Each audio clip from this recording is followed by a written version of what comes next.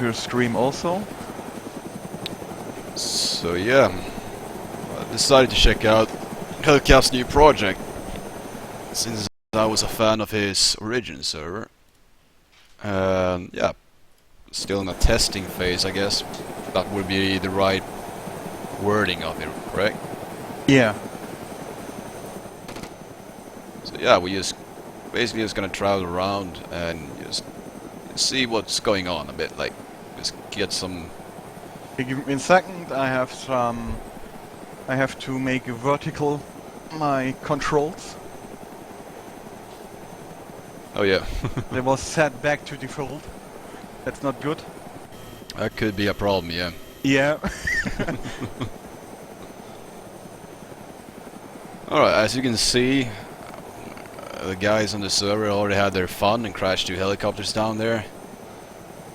Some innocent PvP, I guess. Or maybe some mistakes.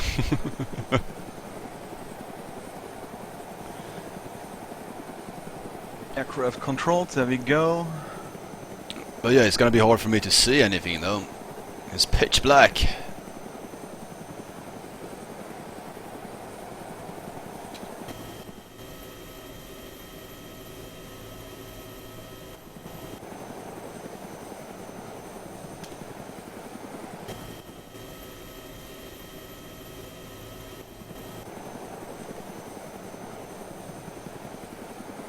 There we go. Sure. But yeah, as I said, it's gonna be hard for me to see anything. Everything is pitch black. Yeah, so we get the night vision for you. Cool.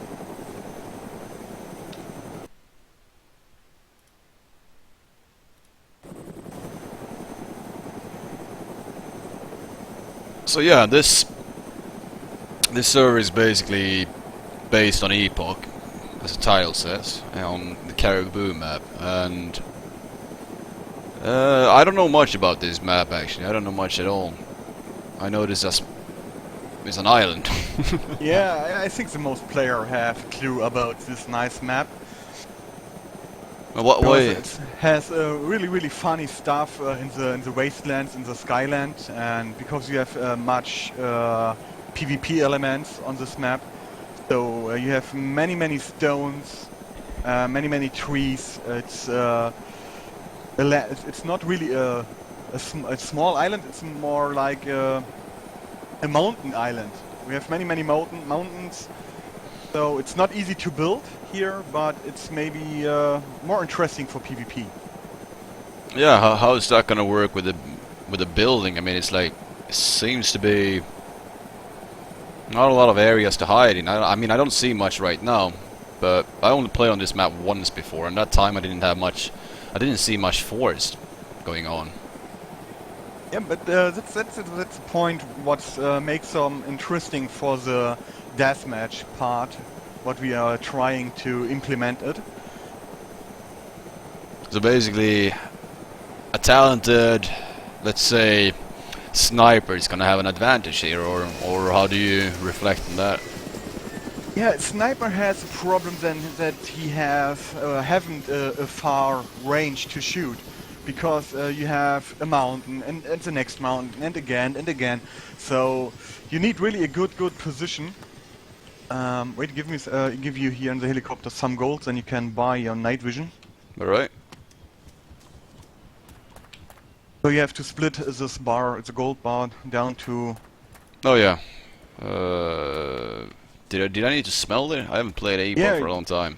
Just run inside this the Sprite house. So you can, at the oil bar, you can fire it up. Let's see. I'm gonna. Come here to the oil bar, then click scroll on your mouse. Everything is pitch black. I can't see shit. Let's see. I'm gonna shoot a bit. I'm gonna make. I'm standing in front of it. You know, is that you? No. No. left to you. Left. No. You know, Wait, I can't. Oh, yeah. There we go. Somewhere over here. Yeah, and here. Here's the oil bar. Right to you. Well, I can't see it. Yeah. Scroll with your mouse, and then you will see a light fire. Well, the problem is everything is pitch black. Okay, then I make the Yeah, fire yeah, for you make the fire for me. That would be probably a bit easier. There we go. Light, I can see. So Oh. now and then you can split your gold bar at the fire. Split some gold. That's good. Maybe you need some space in your inventory. I need a toolbox. Okay, wait, I give you a toolbox in your backpack. Alright, cool. Oh, they have the whole There you have. the backpack, yeah. The sound from... That's kind of weird. You have the backpack sound from Overwatch, but I don't see the whole interface going on. But I recognize that sound from Overwatch mod. Yeah, that's a good point, because you need that sound that you know if some guy are trying to steal some items from your inventory. Oh yeah, that's actually a very good idea. I didn't think about it like that. For me, it's only been like a PvP fusion, like someone switching gun and then you can actually hear him. Alright, let's see, which one is the dealers that I need to... Yeah, try this guy again. They can buy your night vision, and maybe you have to buy a map. Oh no, you must have already a map, right? That's correct, yeah. These guys don't want to talk to me. Then make a right click, then you zoom into it. It's a kind of There bug. we go, yeah. Then and if you zoom in on the trader, then the buy menu, trader menu will appear.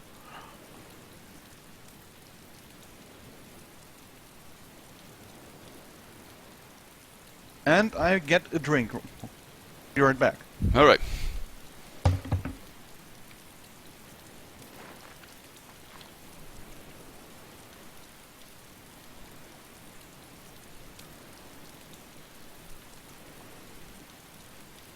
Well, Okay, here we go. I'm gonna grab myself a painkiller, because this is my guy's shaking. Don't like that. Oh, there's a second guy here. Yeah, we have some players already on the server. Alright. So I guess I'm gonna put on my night vision and we can actually continue our little investigation of this weird, very, very not so forest inhabited island.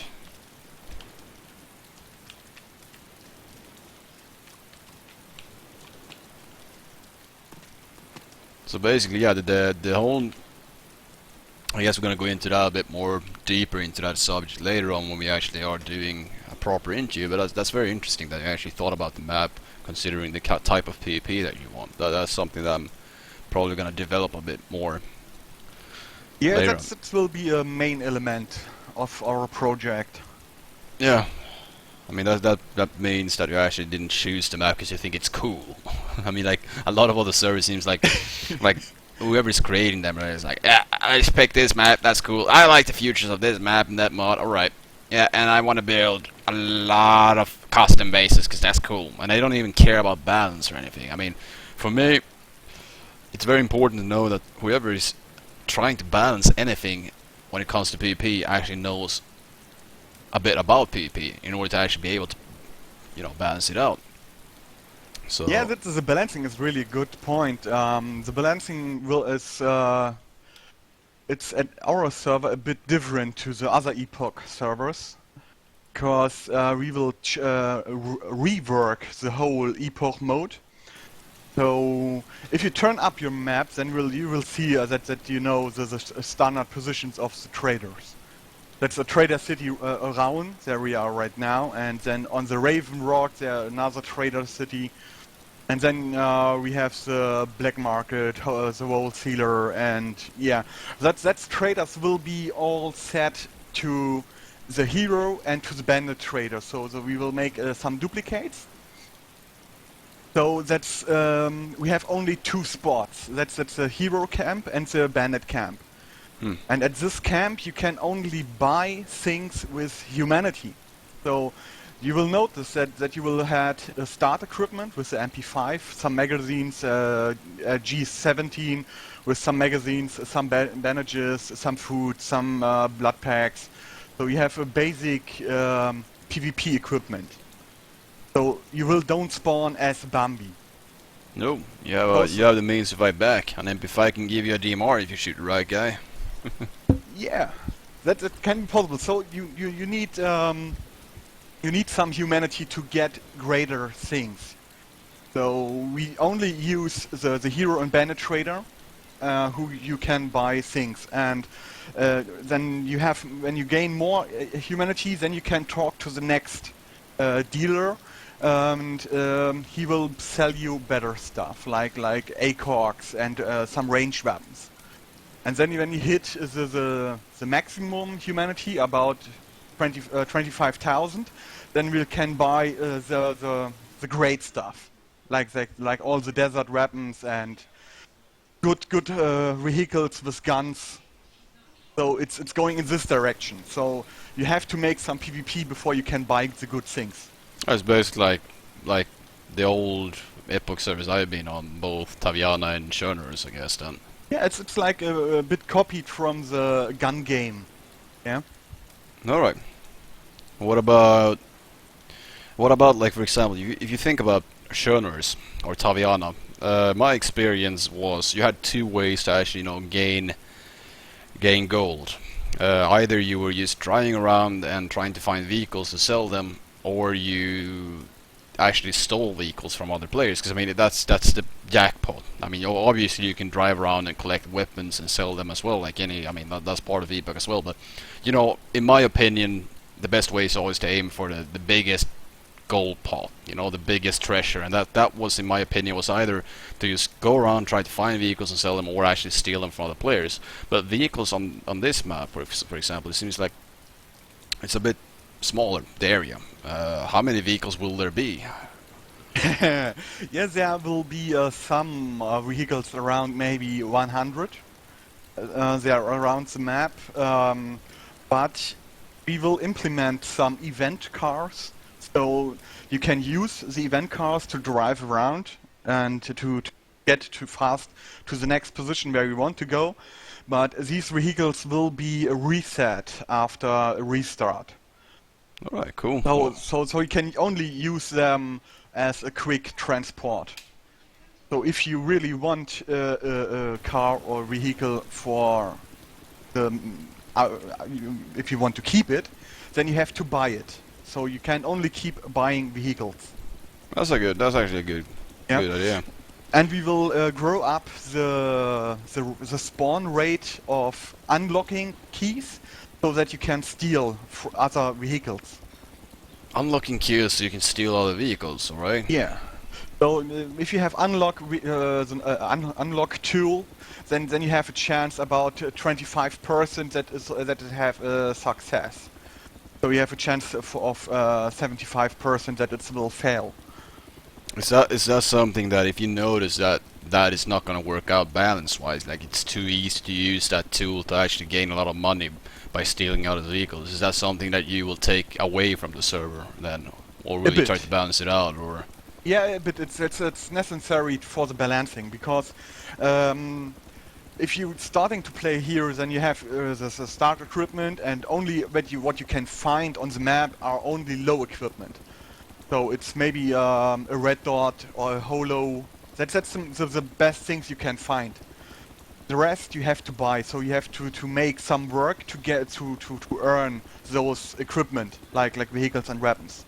So basically so this is not going to be the weapon that you find and stuff. It's not going to be like any, because that's actually something that I find very interesting. If I'm actually understanding correct, for example, if you play on any other Epoch server, I noticed that finding weapon is quite easy, and buying weapons is even easier, because it's just they cost nothing. Are you actually telling me that you can only find like red dots and hollow weapons, and then you're gonna actually buy the good weapons from dealers? All right, that's right, but it's a bit harder to gain gold.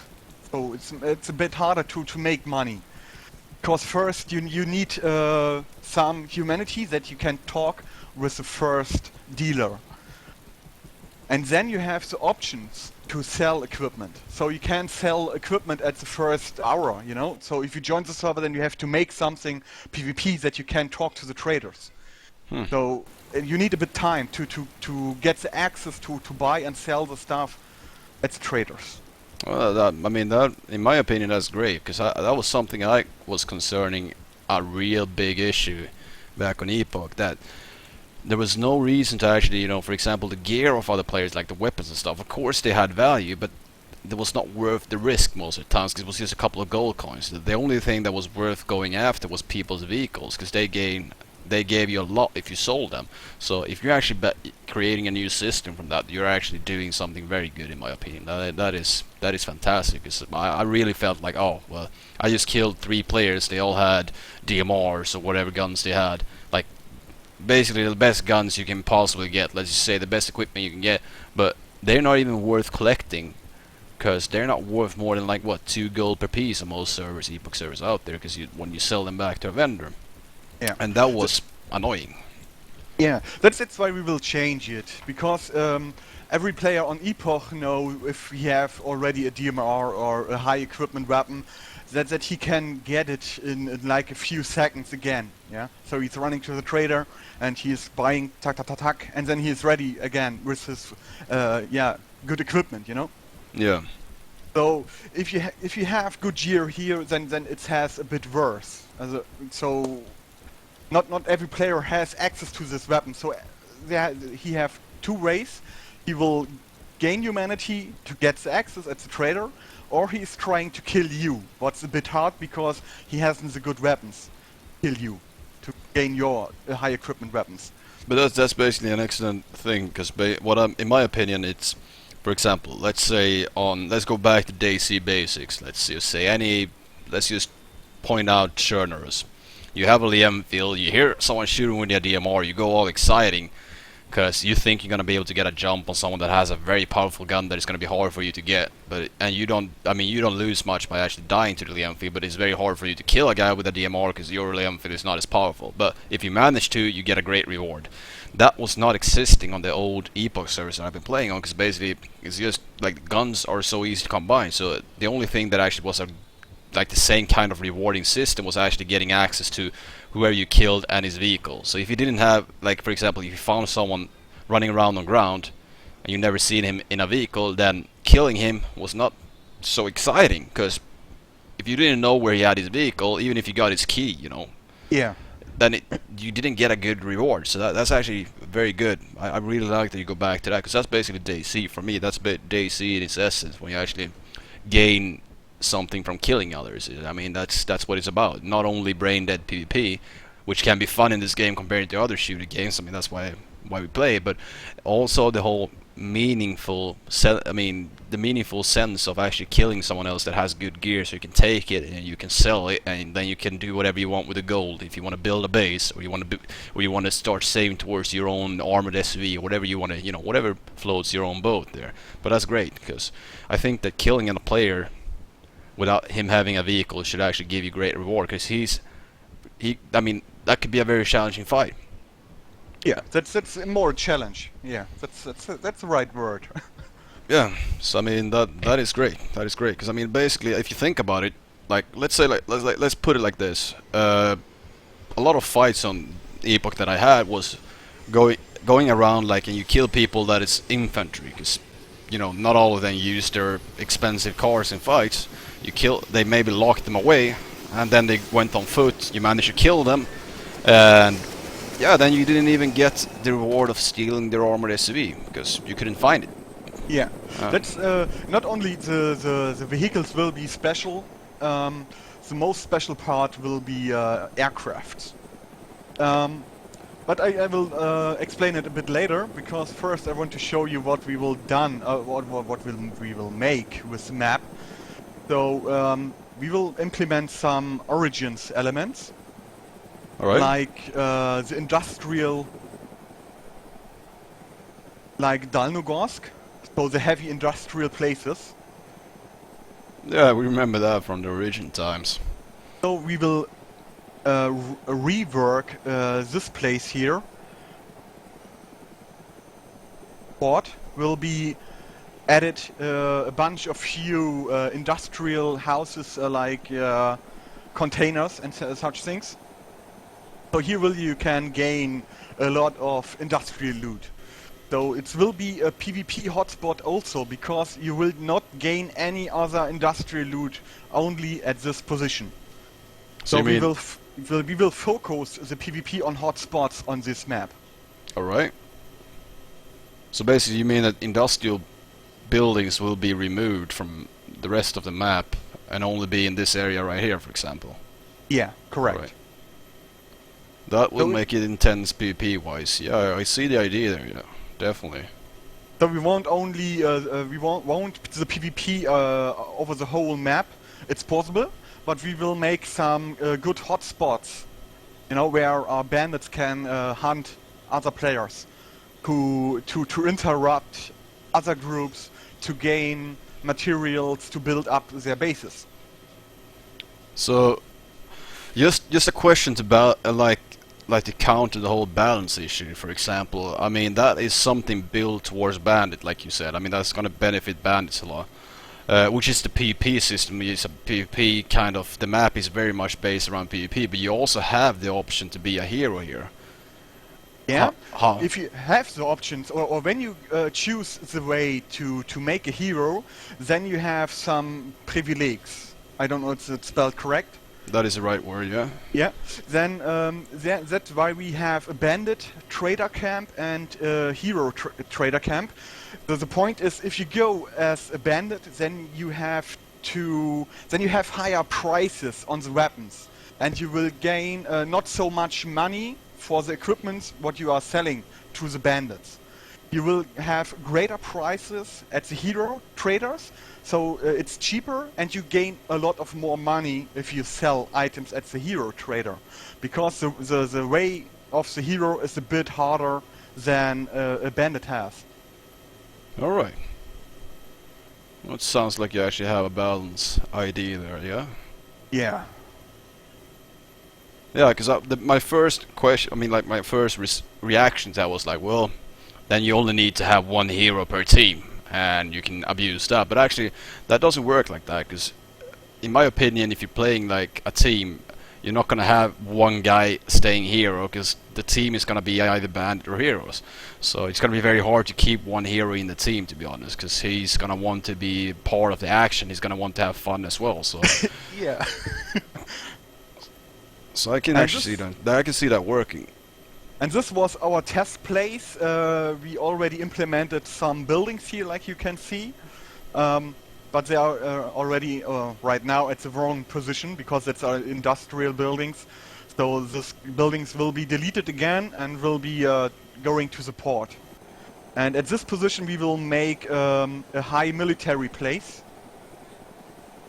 So we will So we will create a military camp like Novidor in Origins, and like the Martin base.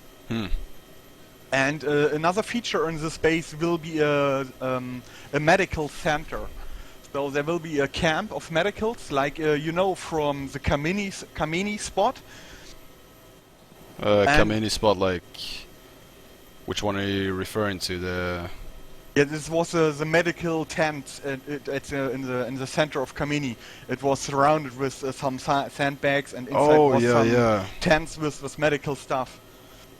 Yeah, and this will be a feature here also. So you will gain here some weapons and magazines, ammunition, and medical stuff like blood packs, APs. But no, not only the small parts. We will implement some medical boxes. So it's more like for team loot, so that you don't have to collect one by one. Then you have to then collect one box, and inside the box you have the big stuff like 10 blood packs and 10 morphine. That's based on each server restart then? Yeah. No, that's not based on each server restart. It will respawn at after a short time. All right. And how rewarding would that be? I mean, if you consider like how much would a blood bag actually cost from a vendor compared to actually going down here and take the risk of getting killed and all that. That's a good question. We have the idea that we will make a level system, so it's more like level 1 equipment, level 2 equipment, and level 3 equipment. So the level 1 equipment you can sell for bronze. So bronze coins, and the level 2 parts are silver coins, and the rest, the high equipment, will be gain gold, All right. Yeah. So you have really to collect a huge amount of such things to get a gold bar. All right. Yeah. So maybe you get 1 copper for a blood pack. So you need to gain 1 gold. I have to calculate it around 100. I'm not. If I'm correct. Well, I can't remember the values right now. It's been a while. But it must be about 90 or 100. So it's really you have to make a hard collection of it to gain really money off that. So I think it makes no sense to sell these equipment. But you haven't a way to buy the equipment because the traders have only a small amount of these items what can be sold. Okay. Oh yeah. And that, is that affected by how many actually, for example, if I go there and I sell stuff, will the vendors have more to sell? Is there a stock pile, basically? It's the amount of these traders will be at every restart will be set up or down to 10. All right. That's the way we will. We will revoke the items from the game because we have to make some balances, you know. Obviously, yeah. Yeah, because we don't want overflow of any items. Oh, for example, if the server is actually going to keep its day and night cycle, night vision is something that's going to be extremely hard to actually buy from the merchants, I guess. Because people will go there and try to buy them quick.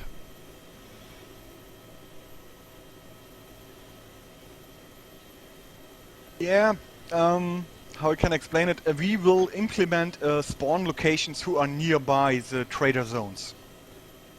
So we will try to implement a spawn screen, but at the moment we are not able to add a spawn screen because Epoch didn't implement the new things from DayZ 1.8. So at the moment we don't have the options to create a spawn screen.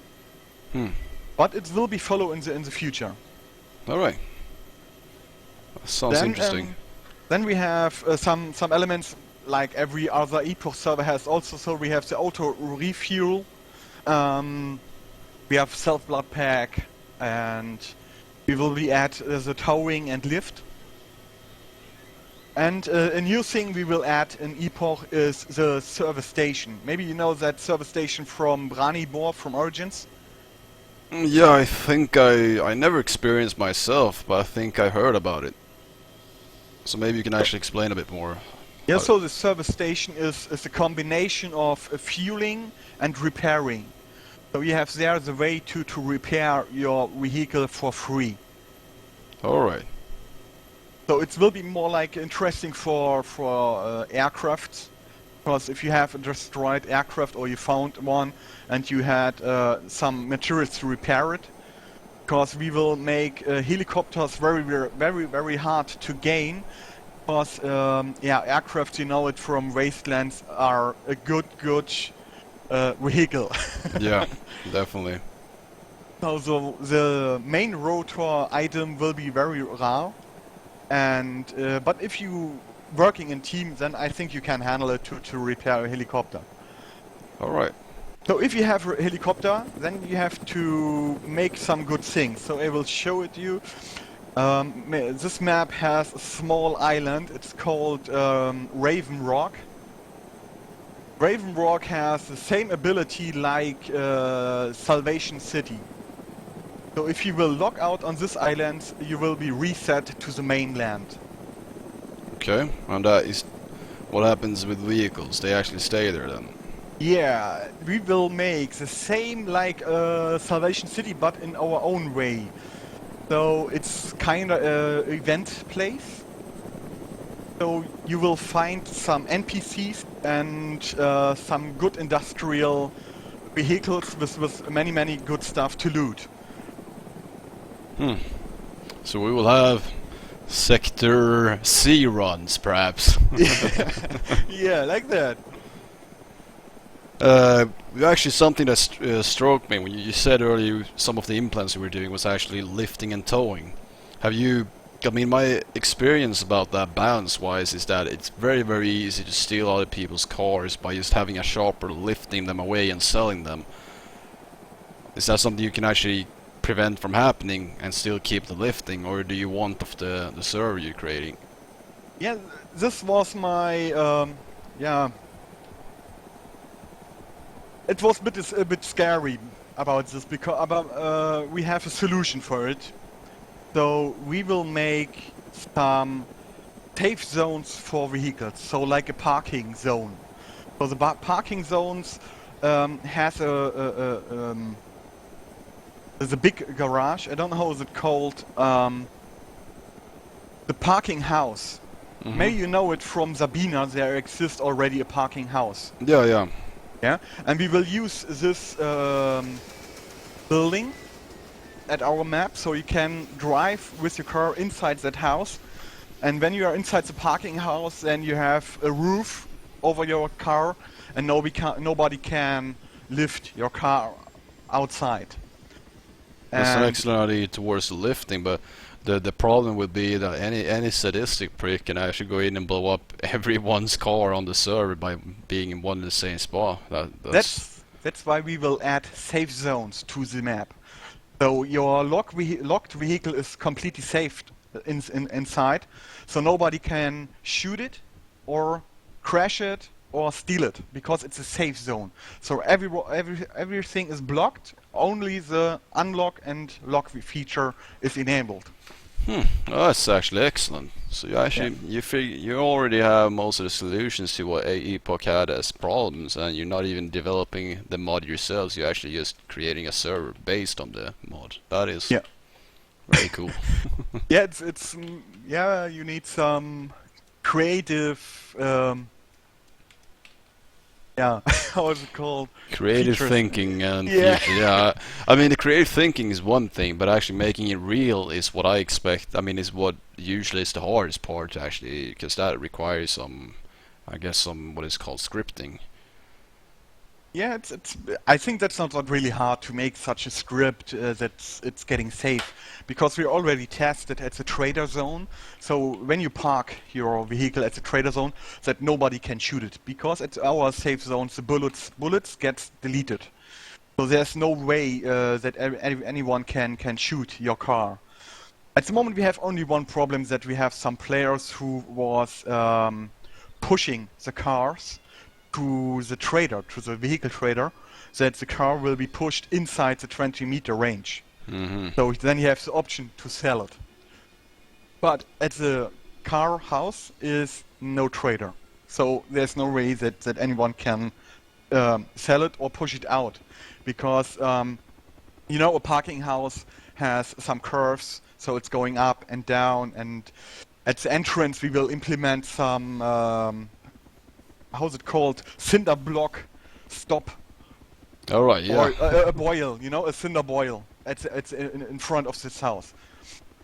How will you be able to enter in the house if those things are there to block anyone from actually pushing out cars?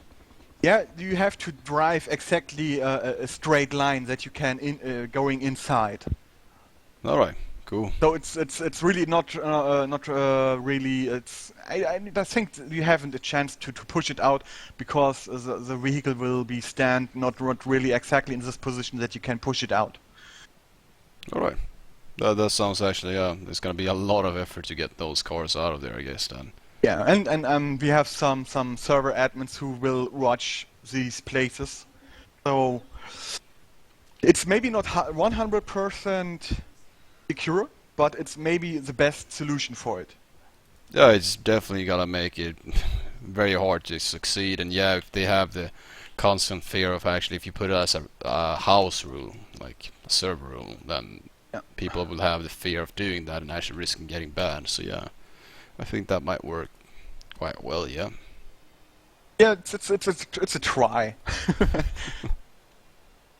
But now let's talk about the new Salvation Island. It's called Raven Rock.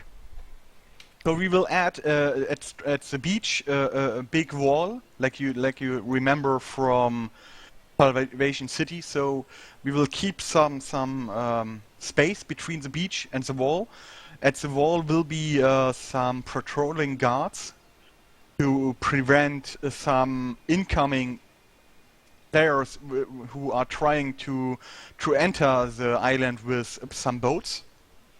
Hmm.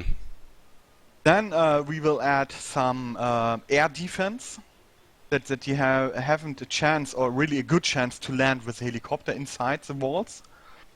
Oh, that's gonna make it interesting for you guys, because I know you guys like to use chopper on the Sector B, on the ridges at least. Yeah, like that. It's really hard. then you can land inside. So you have really to choose one of the islands that you can see behind our helicopter. There are some small islands at the sea, so they are really good landing platforms. So you can drop down your heli, and then you have to swim over with your team, and then you can start to try to kill the guards on these islands. All right. And we implemented some stories for it. So we will add a general to this map, and the general is some crazy. Yeah, so he's a crazy general, and the crazy general will be take a main part in our story. So he is thinking he is the last survivor with his army, and he will destroy the mainland. So we will add some airstrikes, so mortar strikes to the mainland. So there will be some random bombing zones on the mainland. There will be shooting from this Raven Rock. So it's basically gonna be like the corporate bombing we've seen in Battle Royale. Battle Yes. Royale. Yeah, there you go. Like that in this. I don't know if you can make the red circle on the map. That's where I have to check with my development team. But this will be the story behind that random attacks from the air.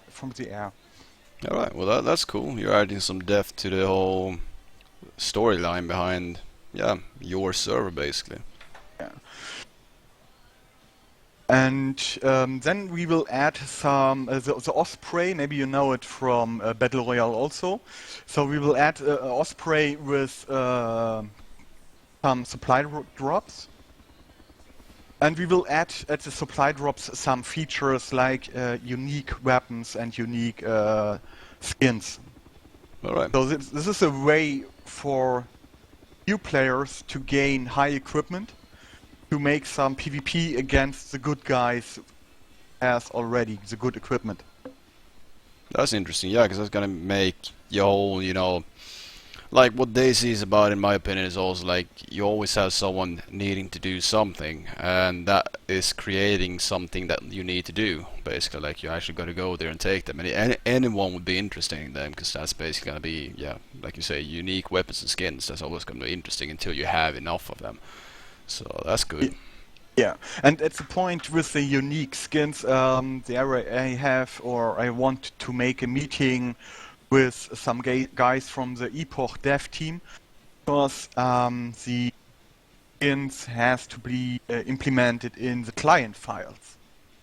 So it's that's the point where we can't add this by our own.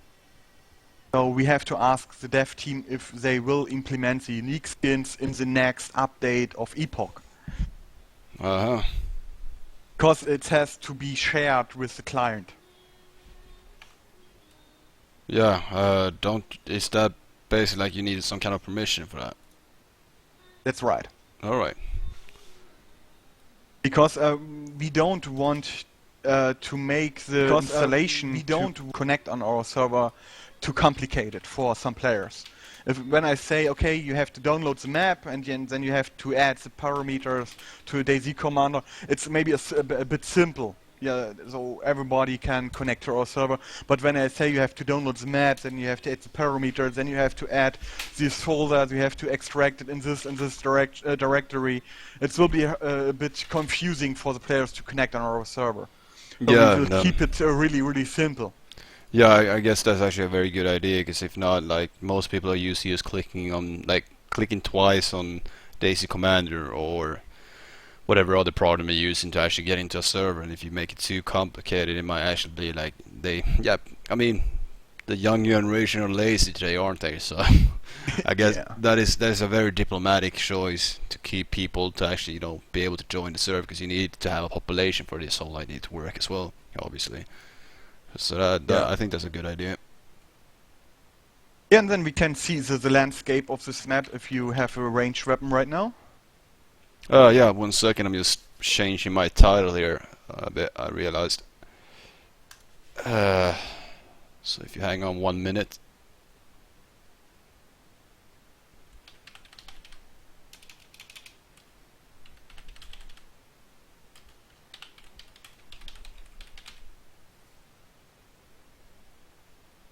And this is why I'm talking about this map is so great, because you have a lot of things around you, and the map is going up and down, so you have many holes, many trees, many stones in the way, where you can't see the enemy. So if you're standing on the hill, then you can see what's going on over the next hill. So, but you don't know what's really going on the bottom of the mountain.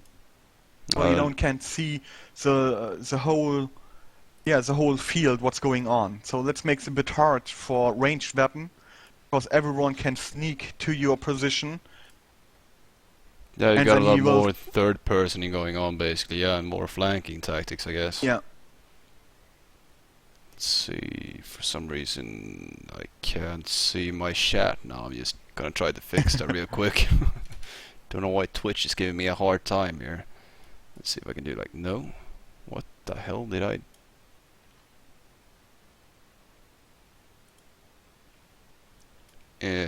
no. There we go. Okay, yeah, problem solved. Sorry about that. No problem.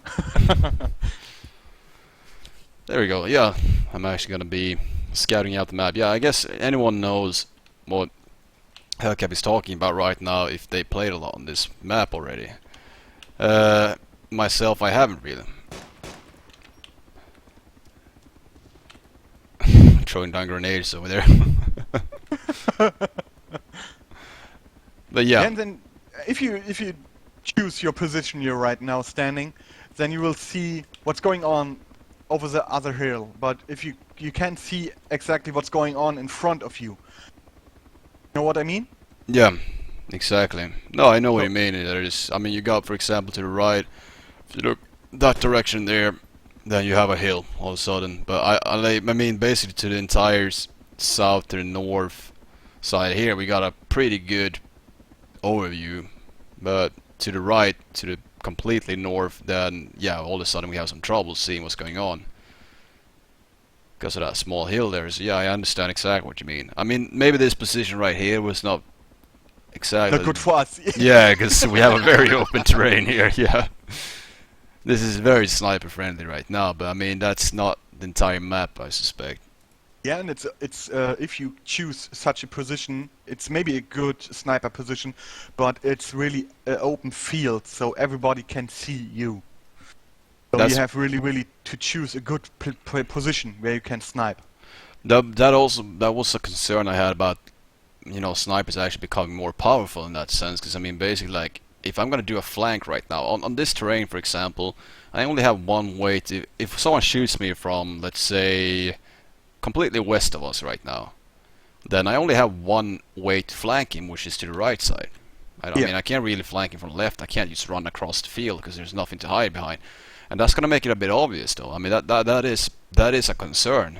But I mean, I guess there is other. I mean, if I were in the middle of, actually, you know what? We can actually do that. We can actually take the chopper. We can actually, because this was probably a quite not the best setup to actually discuss it. Like, I mean, if we go into the middle of the land, we can probably have a better discussion about it, I guess.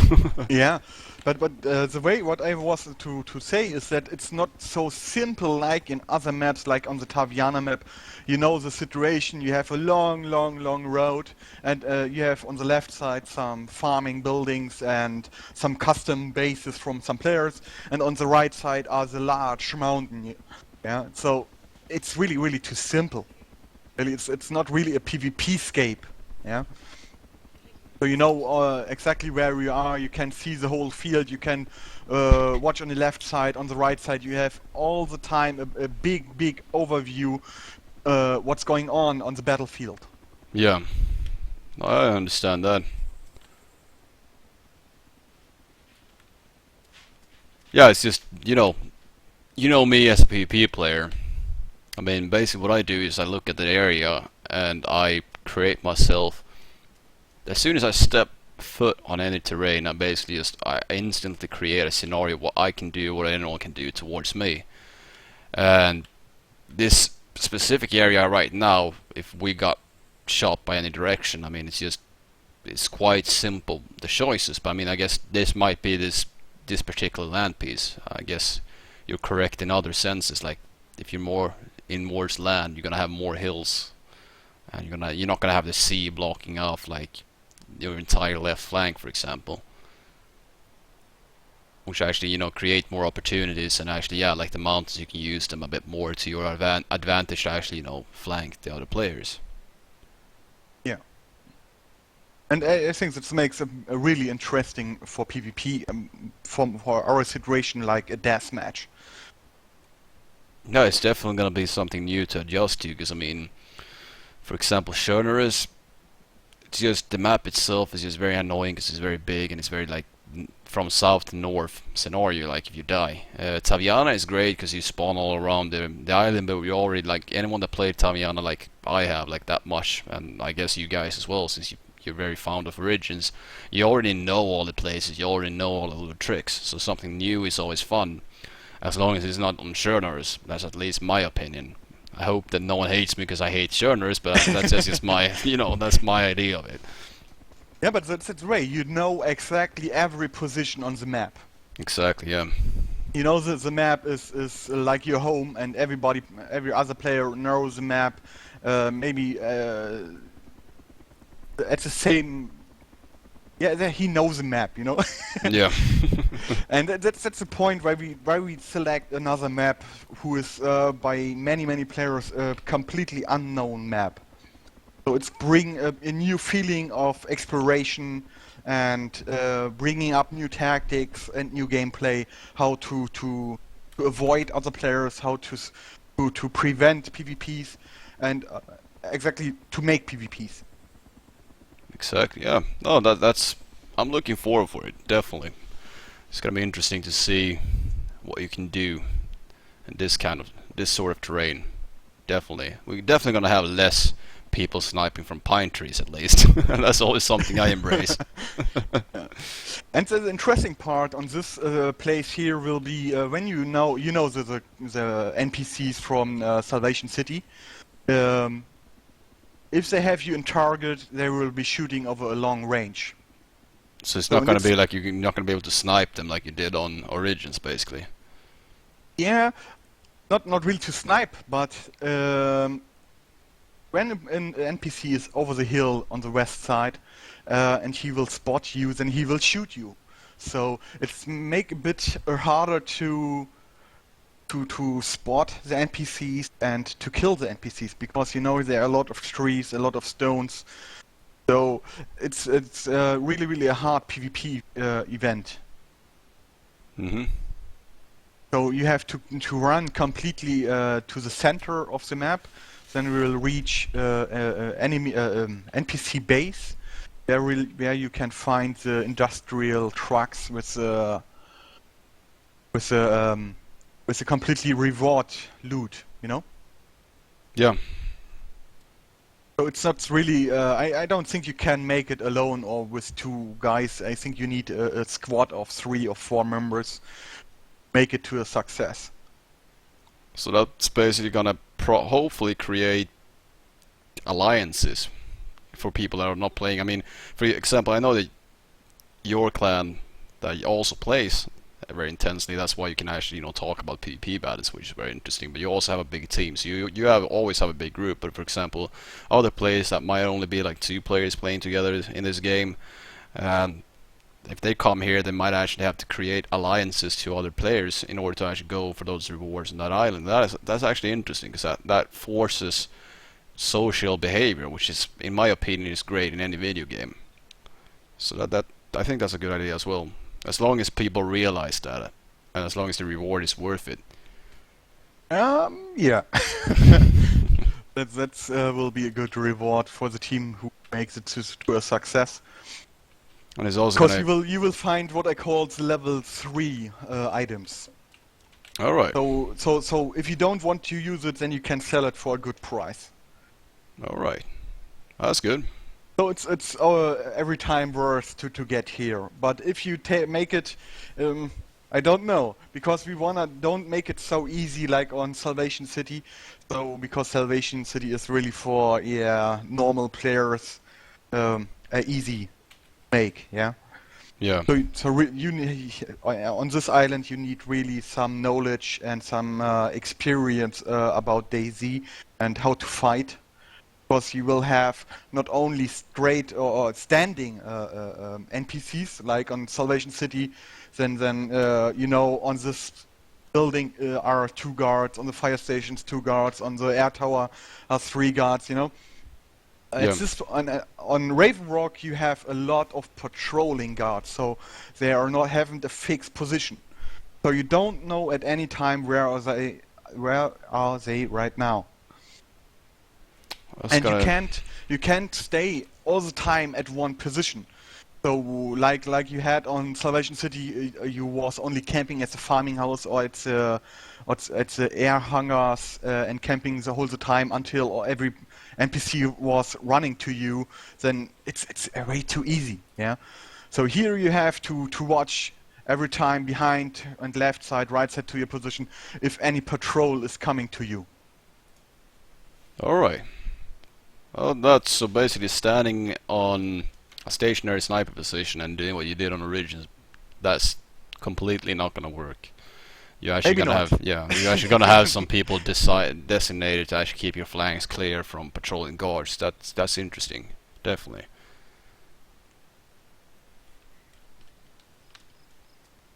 But how will you? I mean, let's say that the guards are actually like working like exactly like they did back on Origins, because for anyone that is not completely following this island here, Raven Rock, we did mention it earlier, but I see that a lot of new people has joined in. It's gonna become like a Sector B run. If you don't know what that is from Origins, it's basically gonna be an island where it's very rewarding loot. There's gonna be NPCs that are very tough as soon as they spot you and shoot at you. But I mean, the experience I had from those guards in the past is that if you stay far enough from them and you sniper them, they're not a threat. You only need to find your positions where you can sniper from in order to actually, clear them out. On Origins, for example, the town there was like you could almost sniper out like almost 3/4 of the guards from certain positions, and then you had to actually go into close quarters in order to take out the rest. And that's the only risky part, in my opinion. Like, when you actually had to go, into the city to clear out the rest to actually, claim your reward. But I mean, if you look around right here, right now, for me, everything looks very sniper friendly. So if they react the same like they did on Origins, that means it's going to be very easy to snipe them from pretty much anywhere on the island. I mean, but Yep. you have the whole. But you said like they're gonna patrol around. So maybe if you just keep that clear, if you figure out a system to keep your flanks clear, then maybe you already have like a working system, and it's that, not more challenging than that. I mean, are you planning to do something more with the terrain? Are you planning to add more buildings or something like that? Yeah, we will implement some buildings inside the island. So it will be created a big wall at the beach. Alright. First you have to find an entrance. Then you have to avoid the patrolling guards. Then you know that there are some zombies on the island. So that's annoying part too. So if you're shooting, that the zombies will come to you. So like I see something over there. Maybe when I shoot, will come. No, he won't follow me. What? Okay, maybe it's a bit far away. But you have really at every place some patrolling, some zombie guards, and we are planning to implement some sniper NPCs. So it's, Alright. that's will not really so easy because you have to spot the sniper NPCs before they spot you. Alright. So it's gonna be a bit of Russian roulette then when you actually. Unless you, yeah, it depends, I guess, if they are randomly placed each time or if they walk around. But you said that almost all the NPCs will actually patrol, right? Yeah. Right. Well, there we go. I mean, that's basically some threat to the standard sniper module that I actually used on Sector B. So, I mean, there's got to be something challenging to it. If not, it's going to be quite easy. But, I mean, obviously, there's going to be a lot of players out here at the same time as well. So that's going to be very challenging as well. So just that part will actually add a very dynamic PvP into the PvE. Yeah. So it's a huge island. It's maybe the double size of Salvation City. So you never know on with what kind of positions the other enemies or other players are coming from. And maybe when it's so easy, we will see it when we have the first testing on this island. Maybe then we will add some special effects on this map. Maybe only for example, maybe we'll add some murder grenades. So Some what if kind you of shoot grenades? some murder grenades. Mortar grenades? Oh, mortar grenade. Yes, my bad. Sorry for my. No, don't worry. I was thinking about the actual grenades you have in your hand and tossing. I was like, what kind of? Are there some special grenades I haven't seen in the game yet? But yeah, mortar grenade. Okay, then I understand. Yeah. Mortar grenades, yeah.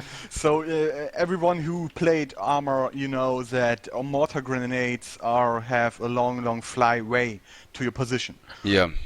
So if you have a mortar nest, then you will hear the sound that's it's fired up, and then you have to run away from your position where we are standing right now, because you know in the next few 5, 7 or 10 seconds there will be explode a grenade at your position. So yeah, maybe in it's will 10 be a seconds your shop will be gone. Basically, it's gonna be. Yeah. So it's maybe a good way to prevent some camping sniper players. That is actually, yeah, that's a good idea as well. So you're actually going to be able to implement that as well. That's quite amazing. That's a lot of new stuff that I've never seen in any other mod. I mean, are you guys actually considering creating like your own mod at the end of the day? Because I mean, that's basically you creating a lot of new shit here. Yeah, I think for our own mod we don't have the right skills to do it, but To me, it sounds like you're implementing a lot of new shit. So yeah, the new shit is already existing, so you have only to reconfigure it that it work in this situation where you want it. all right. Well, that's too complex for me. I'm a gamer. I don't know much about that. But I mean, what I look at is basically experience I had from looking at the different mods, and as I never seen anything of this in the DayZ mods, I was thinking that was like quite hard to actually achieve. But I guess it's just people not having the ideas yet to do it. So Yeah, that's why I'm thinking about it, because I play now a long time DayZ, and you see at every city are destroyed tanks and vehicles from good fighting army forces. yeah. And everybody is wondering, where are the guys? They are all dead? They are gone? No, they're not gone. They're only living on Raven Rock. Yeah. So 1 second, I'm just gonna Biohazard is one of my regulars. We're basically just going through Hellcap's very unique approach to Epoch server here. So you just get a brief and short, run through what's going on, and he's talking about a lot of his ideas, a lot of things he will implement to the server. So this is basically just what I would call like we're just getting the ideas out, so I understand what the server is about. I'm gonna do some more a bit more serious attempt on interview at some other point. But right now he's just explaining everything to me, and I'm catching it on tape, and you can see it as well. So you get a bit of a taste of what's gonna happen in the future.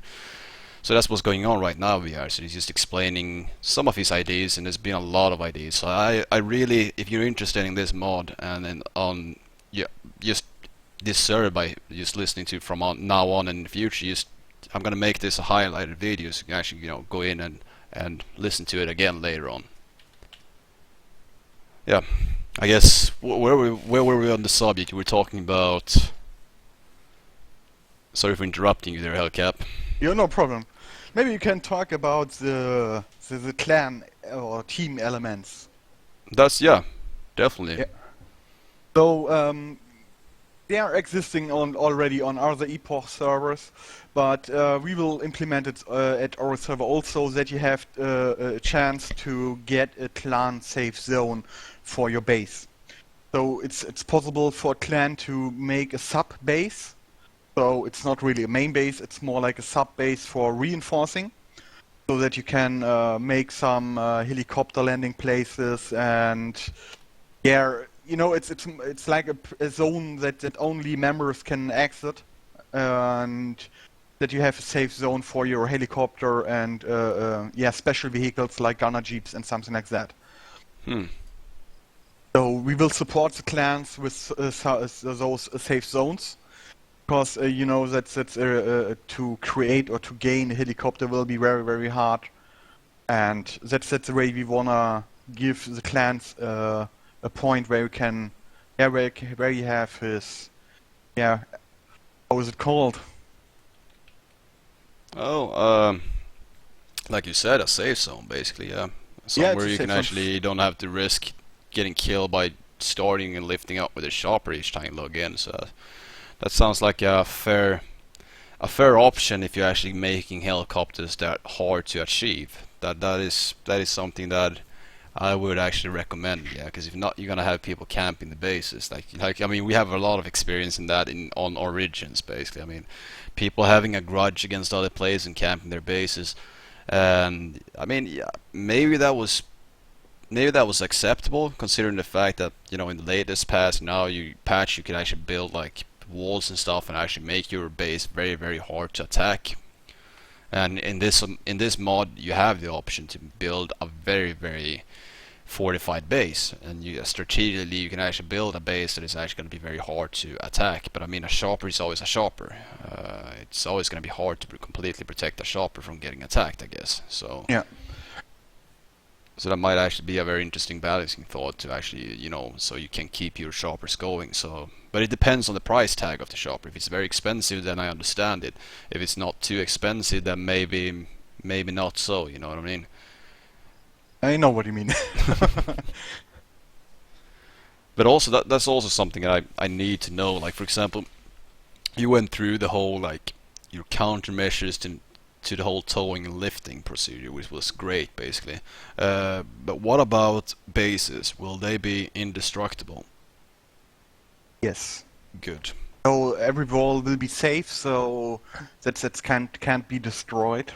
It's already implemented. So if you drive with the Ural inside the wall, then you will explode. So Alright. That's good. Fuck So the I Urals. tested with 120 kilometers speed, and yeah, I was completely destroyed at the wall. Well, that's good. The Urals should not be able to smash everything they see. They are Yeah, not the on- kings of the terrain. No, not anymore. So the only thing you can destroy are sandbags. Sandbags, right? Well, that Yeah. seems fair.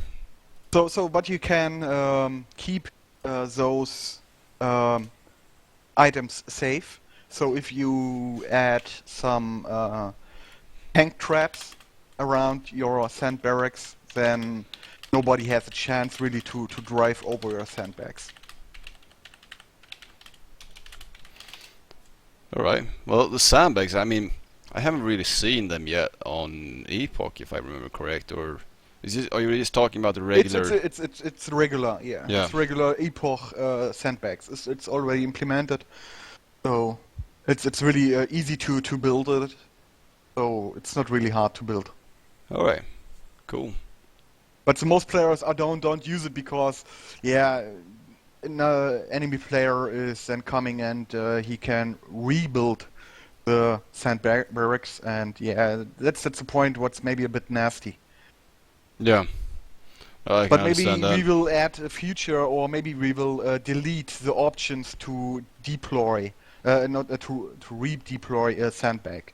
So you have to the options that you can create it, but you don't get the options to debuild the sandbags. You know that we only delete the option. All right. Well, Yeah.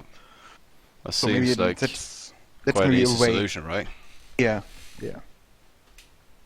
All right. Well, that was a lot more features to the server than I originally thought you were actually gonna add to it. That's quite interesting. I mean, I thought we were just talking about like a quite normal Epoch server with a bit more touch of PvP to it, but you actually gone through a lot of new things that I didn't know that you actually were quite certain about that you're gonna actually be able to put into your server. So that's very interesting. You're gonna create something new here, definitely. Yeah.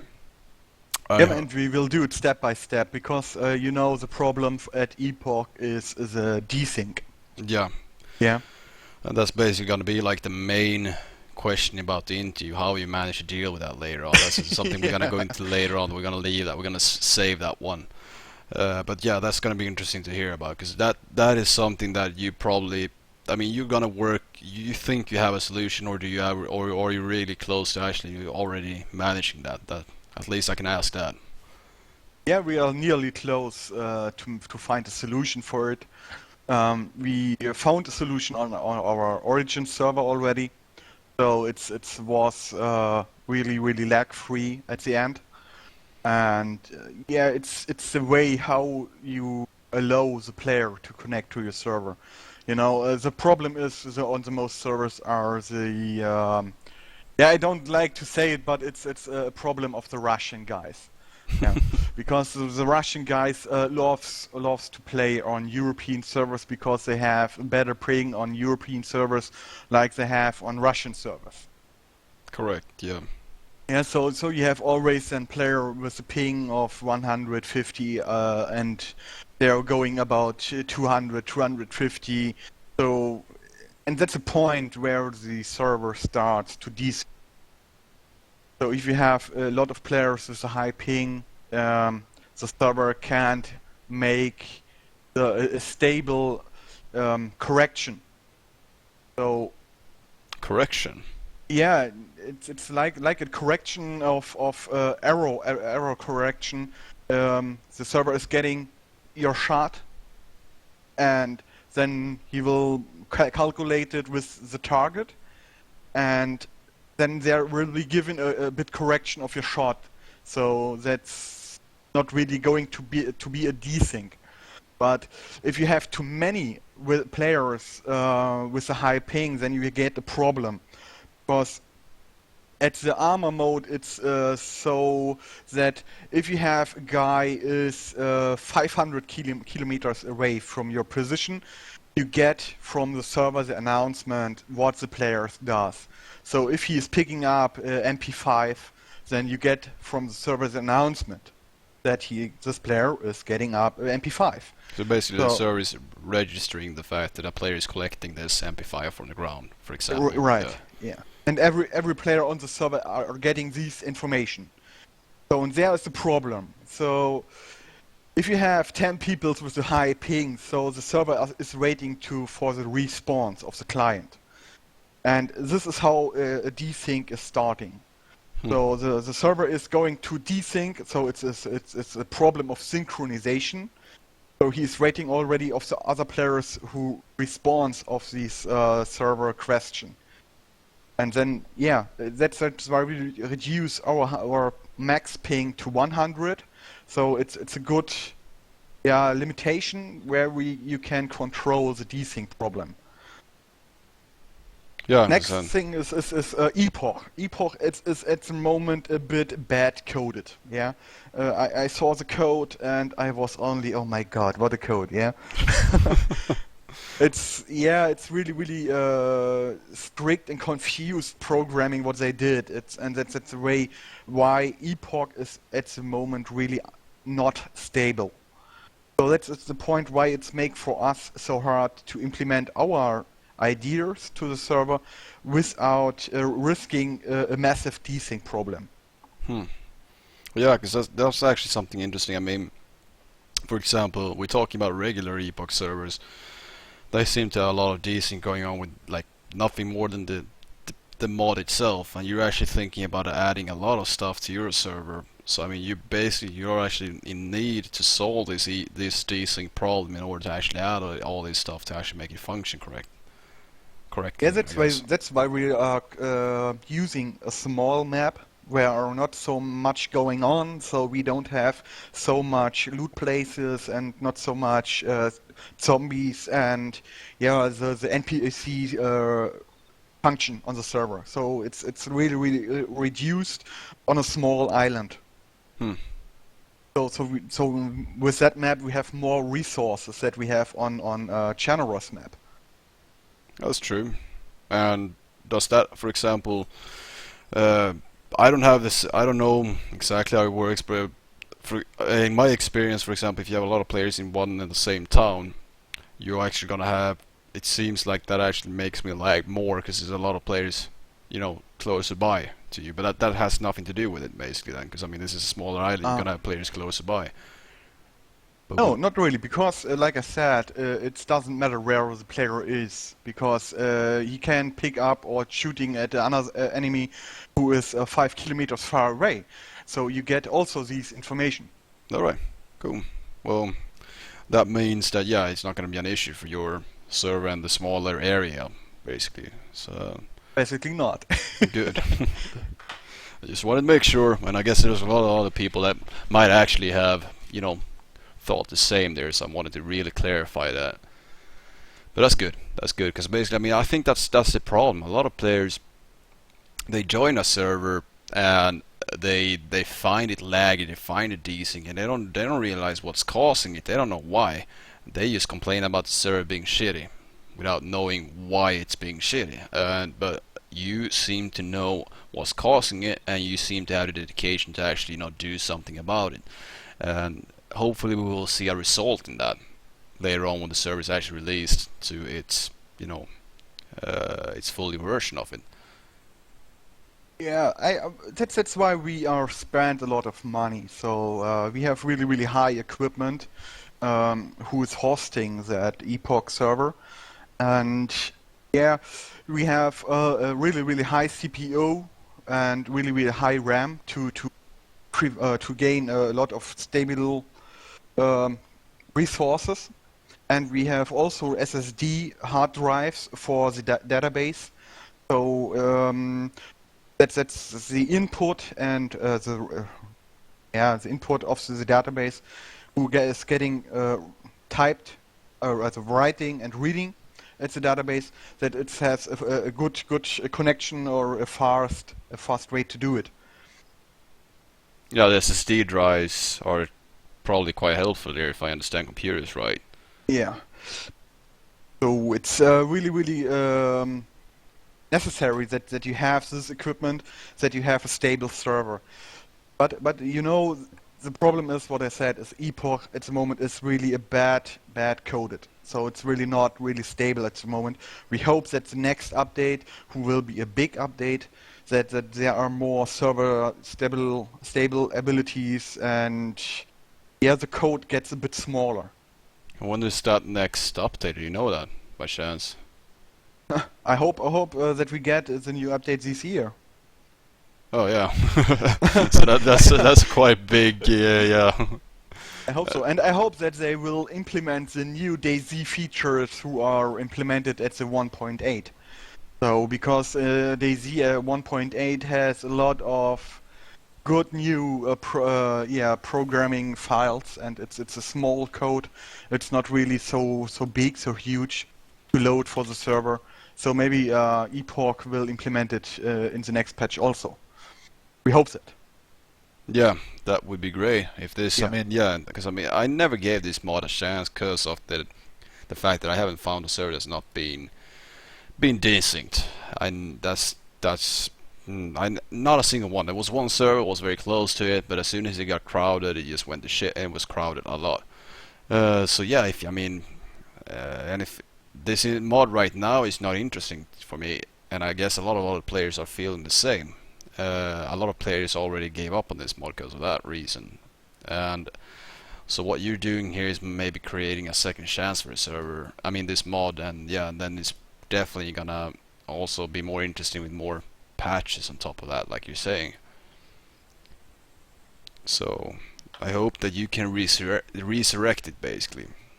Well, I mean, it's not I having a hope so. problem. Yeah. But it needs really some time to figure it out what's exactly the problem is, what's are creating such things. Yeah. So But it's really a lot of testing and yeah. well, we're definitely gonna. I'm definitely looking forward to actually, get to the real interview when you actually can discuss what you've done to actually, deal with the biggest problem. Because all the ideas you have and everything sounds wonderful. It sounds like you have the PP experience to actually, balance it out and do something very cool here. But yeah, the main issue is still the mod itself, like you're saying, Yeah. and And what. then the other servers, when you look at it, they're announcing at the server title 1 million vehicles, blah blah blah. I mean, hey, what the fuck? It's only desync, man. Yeah. What do you want with over 1 million vehicles on the map? I mean, hey, hello. Well, I mean, I guess a lot of vehicles had, like for example, Origins has a lot of vehicles if you think about it, and a lot of people has access to them because they store them away. So you have a lot of people driving around. There's a lot more that creates a fluent action, like I call it. I mean, I've been playing a lot on. I don't know. You've been watching some of my streams when I've been playing on a Taviana mod that is basically like the original Taviana mod, but it has a lot of vehicles added to it, which creates movement because a lot of people has access to vehicles and people move around. That actually somehow uh, deletes the fact that you have, like for example on Chernos, you have a factor that is as soon as you get to a good gun in a good position, you don't want to die, and people starts camping. That deletes that camping factor because of the vehicles, because people, as if they die, they have a chance to get back to action without too much effort. So I understand why some servers has a lot of vehicles to it, but I mean, it's not worth all those vehicles if it's only going to create a situation where it's so decent that you can't enjoy the PP anyways. Even if you get a lot more PP, it's not going to be enjoyable PP. So Yeah, I mean, but right. That's why I love this function from Wasteland or not Wasteland or Overwatch. Because if you have at the start a toolbox and then you can create your own bike. So yeah. then you don't need such a bunch of vehicles on the map.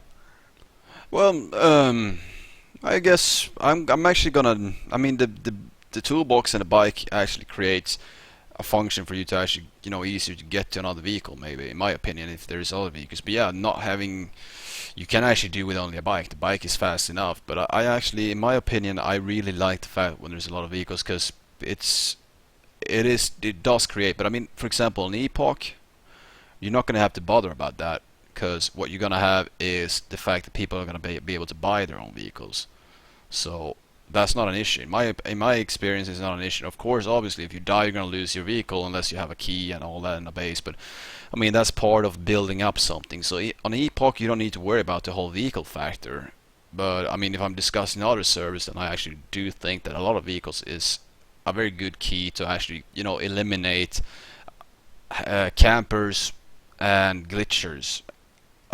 There's less campers and glitches as soon as you have a more fluent PvP, because people don't care too much about dying. They actually, embrace the PvP more.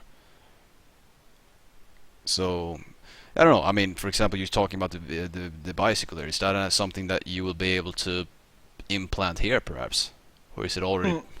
No, because we have such a small map that it's not really necessary. All right. Yeah. So if you spawn here, the island is around, let me think, 5 kilometers. So then you can walk from beach to beach. So it's not really big. Yeah, like from it's maybe the same distance from Bierloff to the airfield of Sabina. So that's the whole map. That is actually quite small, yeah. Yeah. I don't think I even realized that myself. Yeah, that's gonna be. I'm gonna miss my SUV then. Yeah, it will be a part of the level 3 equipment, so if you have the humanity, then you will have the chance to buy that. Alright. Yeah. And then you have another problem, you need the ammunition for your vehicle when you will want to use the armored SUV with the gun on top. Yeah. So you have to find as ammunition for it too. So it's maybe a bit here hard to find, but not impossible. Well, that is not a bad idea, because I actually think that, you know, armored Humvees and armored SUVs are in fact ridiculously overpowered. They really are. But they're also part on Epoch. You can actually, you know, accept them a bit more because they are very expensive as well. So I mean, for example, losing an armored SUV or an armored Humvee in a fight, which you can do, even if the other team does not have those cars against you, you can lose them. And I mean, that's basically like a risk of reward. Like, yeah, I spent this much effort to actually buy this car, and I want to use it, and then I might actually lose it. So I mean, that is fair in Epoch. But I mean, for example, in mods like Overwatch, where some people are driving around with those cars, it feels sometimes a bit unfair because those cars are very, very overpowered if they're used if they use correctly. Not a lot of people use them correctly though. A lot of people are afraid of driving around in cars for some reason. I don't understand it, but Yeah, yeah. but what do you think if we will add some rocket launchers to the air supply chests with one shot? That is a possibility. It's also that would definitely be, but that would also make, like, then you gotta also think like the balance. Like, yeah, someone can just pick up a rocket launcher and they can ruin maybe a week effort to farm this armored SV. So that might also be an issue there, you know. So I mean, it depends. I mean, it's basically you really gotta think about the balance there between the effort spent to gain the vehicle comparison to the effort. I mean, comparison to how good it actually is when you use it in PvP. Yeah, but it's when it's a really, really rare item. So if you find maybe one rocket launcher per week, so one ammunition rocket. Yeah. Well, there you go. Now you're starting to put some balance to that fact as well. So when you actually use the rocket launcher, you really want to make sure that you hit it, because if you miss it, it's gonna be like, oh fuck. Yeah. And you have to think, is it worth to shoot it now or not? True. Yeah. So maybe it's maybe an interesting part also. So it's maybe a good reason, maybe when the supply drops, that everyone is running to this position. Yeah, definitely. Because they know, oh my god, there can be such a unique thing, you know? That is actually that's an interesting idea. The only thing, the first thing that strikes me though is the fact that we're gonna have someone finding one of these rocket launchers and he's gonna start duplicating the rockets. And that is an issue as well, you know, like creating situations where people actually, you know, embrace glitches that are part of the games that you can't do anything about, because that's hard-coded in Arma 2, if I understand it correctly. There's nothing you can do about it. That is also an issue. Yeah. We can do something about it because we have the full control of our database, and we can add some scripts, make a bit of Overwatch to who is duplicating items. Because, you know, if you have rare things, you know, okay, I had yesterday one rocket launcher in my database, and tomorrow I have 10, and you know that it's not possible to gain in that time 10 rocket ammunitions. Then you know it's a duplicate, and then this guy gets a ban on our server. All right. So it can be controlled. It can be controlled. It's going to be a lot more effort for you guys though to actually control the situation, but that is something I've seen you do in the past. It's not really so hard, because if you make a scale on the web browser, a scale of an item, if I click it, then I get a scale from yesterday and today. Then I see it's going up and down. How's it going? You know, like on the nah. Yeah. Called? Like what is it called? Like, I know what you mean. When you go to amusement park, you go down, up and down in the roller coaster. On the Wall Street, you know, on the Wall Street. Yeah, roller coaster, the scale basically. Yeah. is going up and down, and you can see, okay, I had yesterday like 100 night visions, and on the next I have 300. So I know, okay, hey, there's something wrong because it's going too straight up. Yeah. That's maybe a solution to control it. But you also got one other issue though. Let's say, I mean, I know that for my own experience playing on your server in the past, you do have a lot of dedicated players and mature admins that are actually going to be able to be admins without power abusing. So that's great. You got that sorted already, but so that doesn't even need to be discussed. But the other factor is this: let's say one guy comes in and he duplicates a rocket launcher. I mean, that's something that someone can do quite easily without even using scripts. They just know how to do it, and they do it, and they do a lot of damage to the server. There's no admin aligned to actually, at the moment, to stop it. And he managed to blow up, let's say, 5 armored SUVs. Then how will you do to actually know to? Yeah, you can't make it 100% safe, but we give the players the solution to save their vehicles at the parking zones or at the clan zones. So because the vehicles are inside are safe. So if you shoot with a rocket launcher on a vehicle, the rocket will be deleted when the rocket entered the safe zone. So it's like with the bullets of the gun, the bullets gets deleted. Yeah, no, that's not what I meant. Basically, I meant like, for example, like a guy finding a rocket launcher, duplicating a bunch of rockets, and then during a time of like when there's no admins active, like there's always going to be some windows where there's not going to be any admins active, correct? Yeah. And this guy might actually have the time to with his duplicated rockets to actually destroy enough like expensive vehicles. I mean, those expensive vehicles are actually effort from other players. I mean, that's going to be players that have been farming a long time to get their armored whatever, armored SV, for example. And that guy is actually going to lose his effort, but the other guy is going to get banned. But that's still going to be very unsatisfying for the guy losing his armored SV. Are you going to do something about that then, or that's basically the question I was trying to lead towards? Are you going to actually, repay that guy? You're going to give him back his armored SV after the other guy is banned, or how will you deal with that situation? Yeah, if we have that proof that some guy was doing it, then we will see it at our database that this guy was duplicating a big amount of rocket launchers or something like that. Then for sure we can pay that guy the lost stuff if we can, if we have this situation. But I'm sure that we don't have this situation. But first, that guy needs the equipment to duplicate it. And if you have a really special rare item, then the player must play a long time, or a bit longer on our server to gain such equipment. Alright, yeah, so you actually think that he might reconsider doing something like that before he does it, because he doesn't want to get banned on the server. Yeah. That's actually, that's a very logical, I think. Because you have to play a long time, that the guys who are duplicating are joining a server and they're starting in the first 10 minutes to duplicate. Yeah, but if they don't get any items, any special items, they can't duplicate it, because they have first to gain some humanity to get good equipment. True. Yeah. So basically, they put in some effort.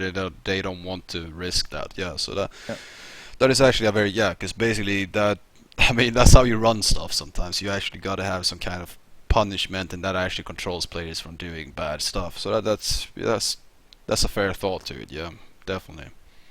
I'm sure we can't stop the duplication, because we have to make the same like Origins does at the moment with his database cloud and with his random mod bans, but I don't understand why they are doing this, but you know what I mean, Yeah. They are doing a huge, I don't know how it's called.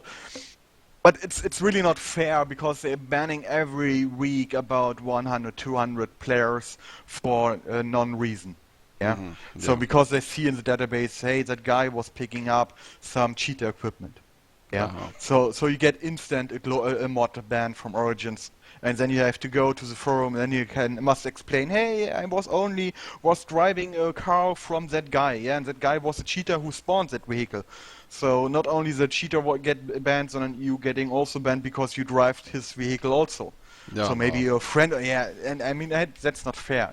No, I completely understand. I basically the reason why I laid out those questions more to see like how are you if you, I mean, you have a lot of cool ideas there, but if you're actually gonna make some of them reality, you might actually have to have a lot of effort, to back them up. like you gotta have active admins that are willing to look through the database and actually listen to their community. I know you have that because I've been playing on your servers in the past, but I just wanted to make sure, like, it's, and for everyone else that actually is gonna listen to this and actually see this video in the future, like so they understand that you actually are putting up the dedication to make that happen, like to actually. You're gonna see if someone is duplicating rockets. For example, if that scenario would be created on your server, like you actually have a rocket, for example, and then you will actually also repay, like you said, like someone actually losing a vehicle, because that means that you actually are taking care of your community, and that's something that I haven't seen on any other servers, to be honest. Most of my experience with other admins being that they are very, very ignorant and very Yeah. care. We will keep it like we did already on our original server. We don't have any playing admins on our server, so every admin who is at our development team is only in the development team, and they are not playing on our server.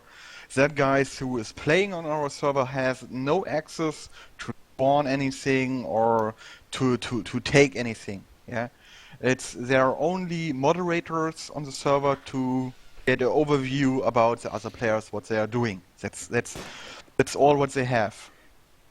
That sounds like, so, yeah. So no players has any permissions or any admin permissions. Yeah, that's actually a very good idea to, you know, not create like suspicions towards that. I mean, you're basically deleting any kind of suspicions towards admin abuse by having it that way. So that's actually really good as well. Yeah, admin abuse is the most death for a server if that goes public. Yep. So and that's why it's our mission that we don't have any playing admins. So that's the first trust for every player that they know they are not playing admins. That's a very, I think that's a very tactical approach to it, and it's a very good one, because that's been a main concern for me and most of the players I've been playing with in my squads, that they think that this server is gonna have admin abuse going on, and that server already has. This server can never prove it, but you know, you can feel it, and you know, just that suspicious of actually suspicion of actually having it going on is a very, very devastating feeling to you. Because I mean, if you don't know that the admins are abusing, but you think they might be doing it, it's just gonna ruin your urge to actually play on the server. Because I mean, that's very, you can't do much against someone that actually abuses that. That's like fighting a scripter or hacker, or whatever you want to call it. Yeah, so it's the same like hacking. Yeah. Yeah. So I mean, that is a very good approach to it, I think, and that's something that is very good if you actually, you know, make sure to, so people actually knows that, and you know, maybe some kind of proof towards that would be like, that would be very good for your community. I think so too. Yeah. And you know, we can handle the same things with cheaters. You know, it's that we want a proof for it, because we know that there are many good players around DayZ who are not cheating, and they have skills, good PvP skills, and that's why we always want a proof that the guy is cheating. Yeah. So it's on our own server much easier to catch that guys, because we can spectate him, we can watch in his inventory, we can watch what he have in his safe, like in his house, and then we can really know really fast, is it a cheater or not. So we can bring the proof for this player, or the player bring us the proof, like a video or streaming, or yeah, before we act, you know. Yeah, obviously you gotta keep it very, what do you say, like very, yeah, you're gonna have strict rules about that kind of stuff. Yeah, because if not, you're gonna have friendship bonds with admins, trusting some players more than others, and that's not gonna work out either. Yeah, you gotta keep it like very strict when it comes to stuff like any kind of power, and you seem to have that clear already. I mean, the only reason why I'm actually bringing it up right now is because, you know, anyone else might not know that, but me for example, I know it because I've been, you know, I had experience. But that is also like stuff like that is very important. I mean, but yeah, it's just an ability to get that information out there, and actually, you know, people trusting that it's actually real as well. I guess that's the hardest part, because people are not gonna they're not gonna know that for sure. But I guess hopefully, like videos like this one right now that we're creating right now, this is just, I mean, this is not the real video that we're gonna create later on, but this might actually, you know, bring some more faith, because they get to know you a bit, and you're the main responsible guy in this project and your servers. If they can trust you, then they can trust that you're keeping your admins under control as well, basically. Thank you. So I think that's good. I know for sure, for example, that me getting to actually speak to you, and you actually you actually do care a lot about your community. I mean, you reached out to me, for example, and that is very good. You do that. You put a lot of effort to it, and yeah, you seem to be a responsible guy. Thank you, man. Well, I don't know. I think we got a lot of questions, a lot of stuff already fixed here. I think we have a lot of material to use when we actually going to do a real, more serious. Even if this was quite excellent, to be honest. I'm afraid that we actually almost like did it very good. But I mean, we can always use this material later on. But I think this could actually be a very good roundup. If unless you have something more that you want to bring out. Oh no, I think then we have to make another conversation with when we have done some ideas, so we can make an update of this, and then we can show how it works, and then we run around, and maybe you can explain it better how it works, or yeah, exactly. I mean, basically when we have more stuff to actually touch. Like, for example, right now we have a lot of ideas, but they're not placed on the map. But later on, we actually have some of the ideas created. You can actually show them, because it's always easier to understand when you see it. That is good. That is always good. Like, for example, you can actually show what's going on, and we can actually go around there and take a look at it, so people know it's not only empty promises.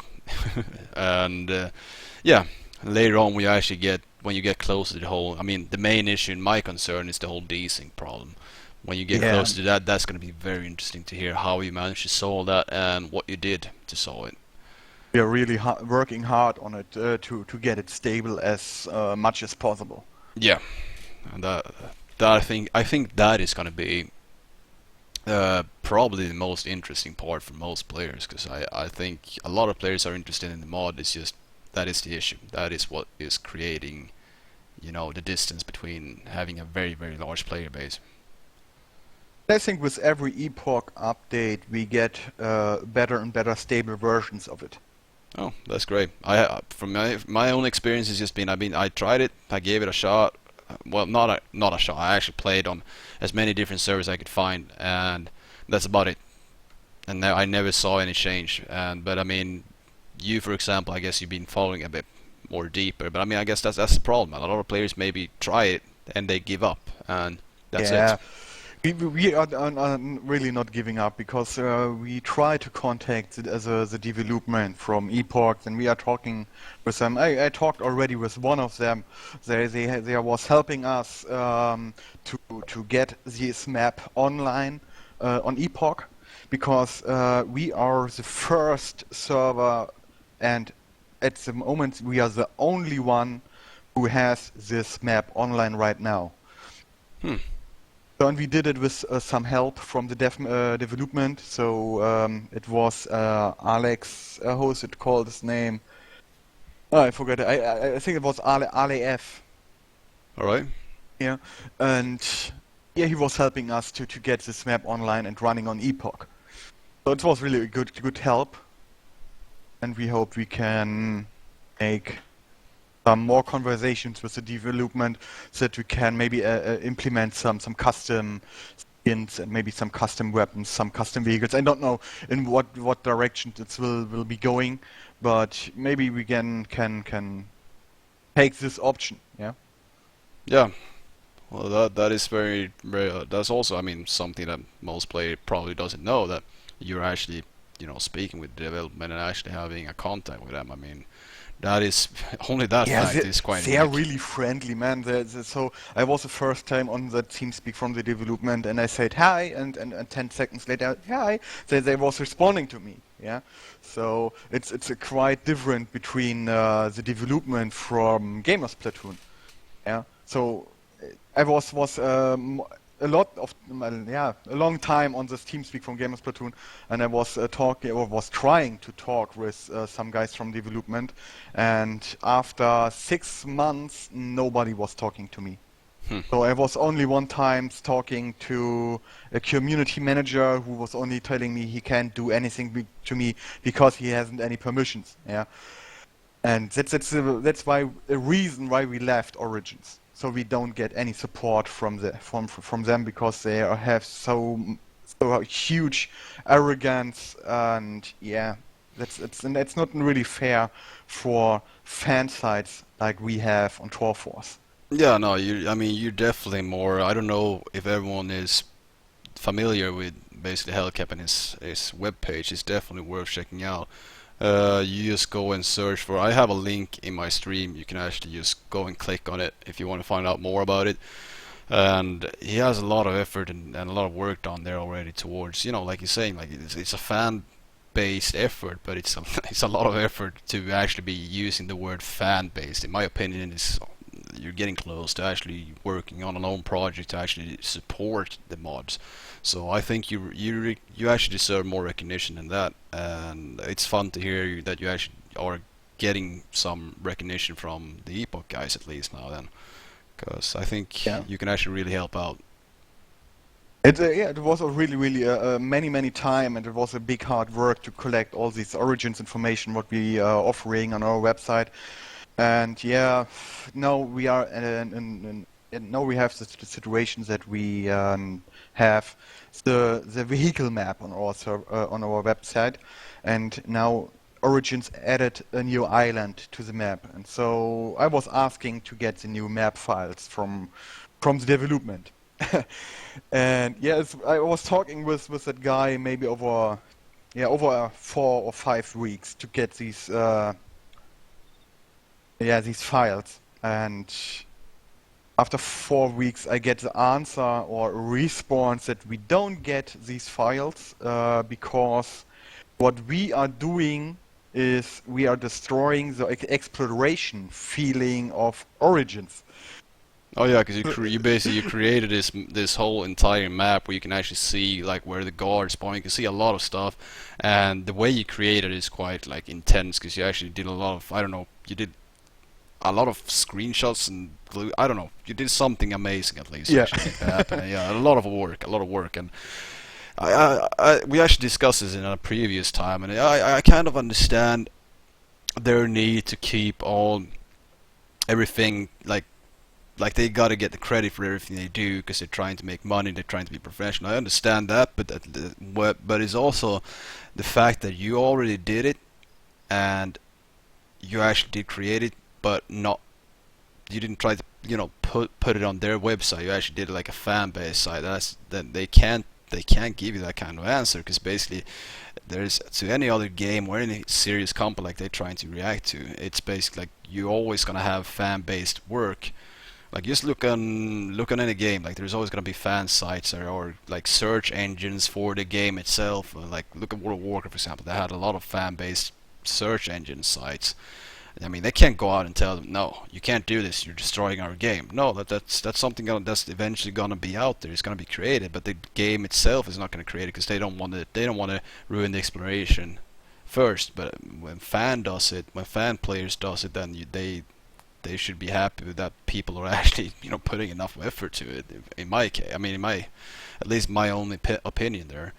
So Yeah.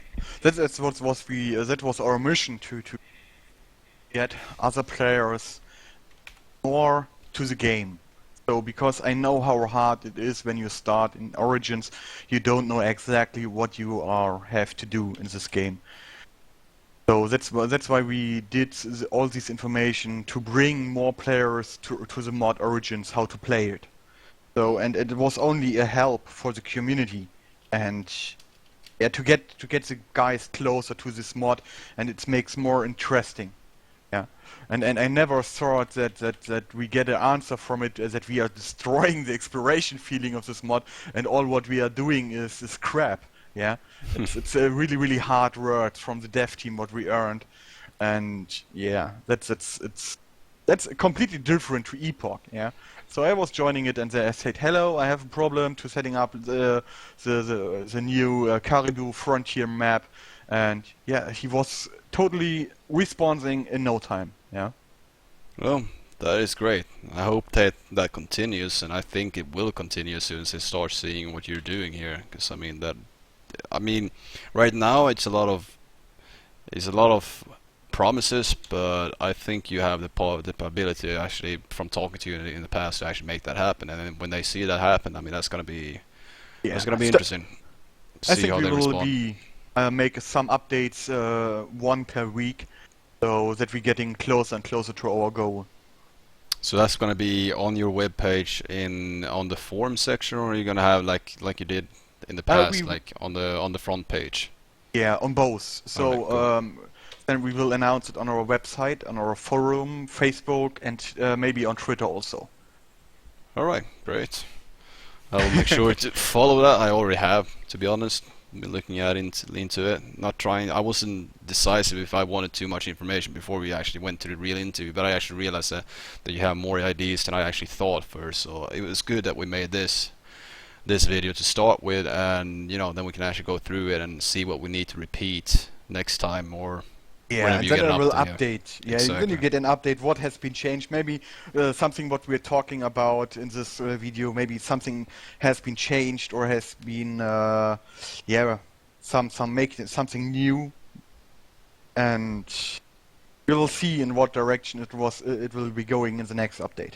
Sounds great. Well, I think we're gonna round it up at least then, so we don't have 2 hours to watch through next time we're actually gonna do this update. And it's been a pleasure talking to you, Hellcap. Yeah, was me And, a pleasure too. and I appreciate it, you taking your time. Yeah, no problem. Alright, well, I'm gonna round up the stream right now, guys, and close this session at least. So,